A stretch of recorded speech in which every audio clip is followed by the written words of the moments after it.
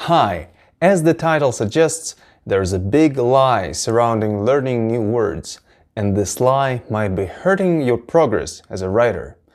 Today, we'll expose the lie and dismantle it. Part of the strength of the English language is its insanely large vocabulary.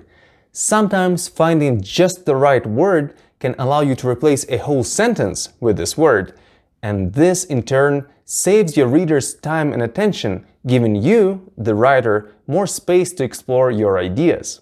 For example, your character might feel a strange, somewhat perverse sense of pleasure when seeing his half-friend, half-rival struggle, unable to decide what to choose among the two actions, none of which were good enough to solve the problem at hand.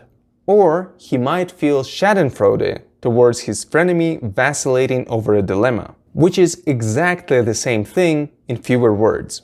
This is a somewhat contrived example, and of course it's easy to overdo the fancy $10 words, but I hope it illustrates at least one aspect of why a good writer must have a large vocabulary.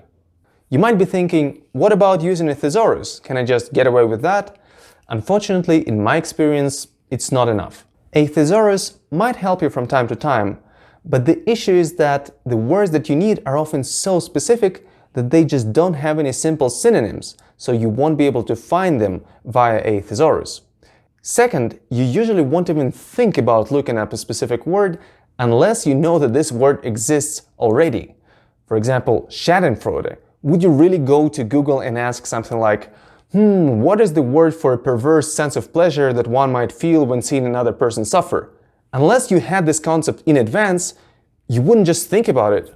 If you agree with me that a large vocabulary is important for a writer, most likely you've thought about how to best expand it. Perhaps you've stumbled upon some YouTube videos speaking about how to properly learn new words. Very often they say things like, don't memorize new words, why flashcards are not the way to go, and so on. You may have been tricked into believing that context learning, reading newspaper, reading novels, watching TV series, and just being immersed in language, is enough to satisfy your writerly vocabulary needs.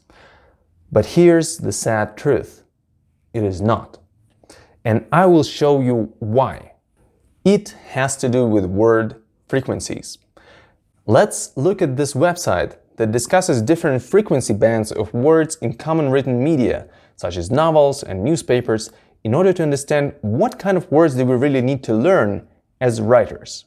Bands 8 and 7 are the most frequent, with basic words such as a, the, he, she, go, look, person, boy, girl, and so on. As a writer, you, of course, need to know those words, but you probably know them already. We're speaking about survival English here. If you don't know any of these words, chances are you cannot ask for directions to get to a subway station, let alone write a book. Band 6 is slightly less generic, a tiny bit more specialized vocabulary, such as, for example, dog, horse, ship, professional, traditional, happy, successful, and so on. Again, if you don't know 99.9% of words in this category, most likely we're speaking about learning a language to just be able to communicate in it with your friends, in a casual setting, and not about writing a novel. So overall, bands 8 to 6 are kind of basic. You of course need to know them, but it's definitely not enough. On the other extreme, we have bands 1 and 2, which contain the most rare words in English language. In particular, they have amusingly obscure entries such as cloit, sprunt, supersubtilized, abaxile, girth breach, girth breach, gurhofied, many of which don't even sound like English, at least to my ear. So as a writer, you should really be mostly concerned with bands 3 to 5. They contain some colloquialisms, some slang, some fancy words, and some very specific words, but those words are not as obscure as to make your reader go and check the dictionary all the time. So really, this is the golden trove of writing. With that in mind, let's think about how much do you need to read to learn a given word. So in band number 5, words occur 1 to 10 times per million. So what that means is that a given word would occur once per novel at best and once per 10 novels at worst in band number 5. In band number 4, we're dividing everything by 10. So a given word at best would occur once per 10 novels and at worst once per 100 novels. So if you're trying to memorize a word and you only see it once per 100 novels, are you going to be able to remember it or not? And my intuition is that most likely not. You're going to probably see it once, maybe look it up in a dictionary, maybe just try to learn it from context, and then forget it forever and not see it for 100 more novels and then look it up again and forget forever again. So basically, the issue is that because writers need rare words in their vocabulary, simply hoping to learn them from reading and passively absorbing the language is not realistic, in a sense that you'll never get repetition that you need to learn those words. So what can you do? Well, I guess one solution is to reread the books that you're reading and maybe review all the words that you've encountered there. Because if you read other books, chances are you won't see the same words for another 100 novels and you'll just forget everything. But if you reread the book, then you'll see all the rare words again right away and hopefully you'll memorize them in the long term. Another one is, of course, flashcards that take away this randomness in repetition and help you systematically memorize words. And I've used them to a great extent and with great success. And cut. I recorded myself giving lots of advice on how to best learn new vocabulary, and then I realized that this video is just getting way too long. If you're interested in my tips and tricks on how to learn new words, please let me know in the comments.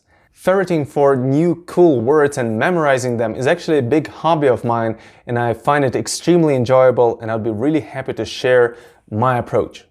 With that being said, we've exposed the lie, and I just need to say one last thing, which is not for you to subscribe or click the like button or even leave the comment.